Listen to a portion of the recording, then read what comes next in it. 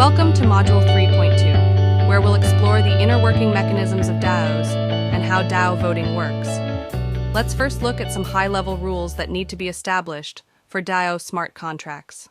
They include how to set up DAO governance, proposal process, DAO token minting, and treasury management. Let's look at them one by one. At its core, DAO governance is about defining who can make decisions and how. With voting being the cornerstone of DAO governance, an initial consideration is determining who gets to vote. There are currently two popular options, either token holders or specific authorized wallets. In token-based voting, governance tokens act as voting rights. Typically, one token equals one vote. Take MakerDAO, for instance, where the MKR governance token is utilized to weigh in on proposals. Token voting is often used by large DAOs that want to give voting power to people with skin in the game and want to hold all governance processes on-chain. This method is Sybil resistant, meaning they can resist attacks of malicious actors forging multiple identities to gain an undue advantage within a network.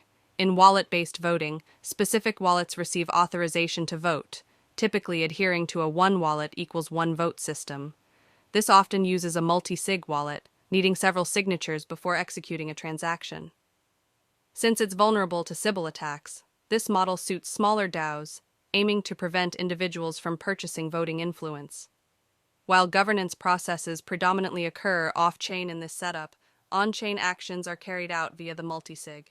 It's worth noting that many DAOs begin with wallet-based voting and transition to token-based voting as they mature. Next, you'll want to establish a minimum participation level, or the number of voters that need to show up for a vote to be valid. This is often called the quorum. It's not about the number of yes votes, but rather the total participants in the vote. For large DAOs with a wide distribution of token holders, this might be set as low as 1%. For smaller DAOs with more active voter participation, it could be set closer to 50%. Then comes the pass rate, which refers to the number of yes votes needed for a proposal to be approved.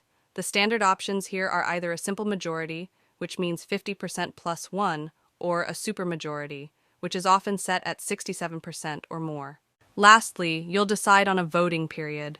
7 days is a common duration, but some DAOs might opt for a shorter window like 3 or 5 days. It's important to note that votes can only be cast during this specified time frame. Additionally, some DAOs introduce a time lock after the vote, preventing the immediate execution of the vote's outcome. This provides a window to address any potentially harmful decisions that might have been made. The system we've outlined thus far is a foundational form of the voting mechanism known as quorum voting. However, there are other voting methods. One such method is quadratic voting.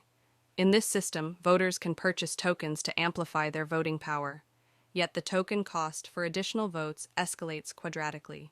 For instance, while one vote may cost a single token, 2 votes would require 4 tokens, and 3 votes would demand 9 tokens.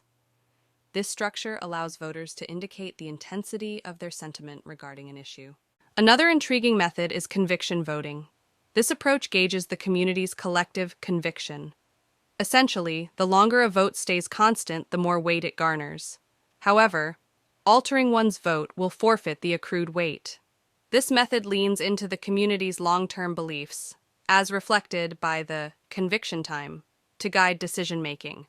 Moreover, it serves as a safeguard against the potential of newcomers wielding disproportionate influence within a DAO. All right, we've delved into the essential parameters of DAO governance.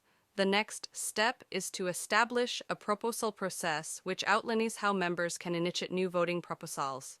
This can vary in complexity, but a straightforward approach might involve designating a group of individuals to draft the proposal and then presenting it for a vote. Now, let's say a proposal to mint a governance token for your DAO has been approved. What's the next step? It's essential to define its tokenomics, such as deciding on the number of tokens to mint, whether the token supply will remain static, and deciding between minting a single token or multiple tokens. It's crucial to consider whether a DAO should indeed mint its own governance token. For smaller entities, initiating a DAO without a token might be simpler.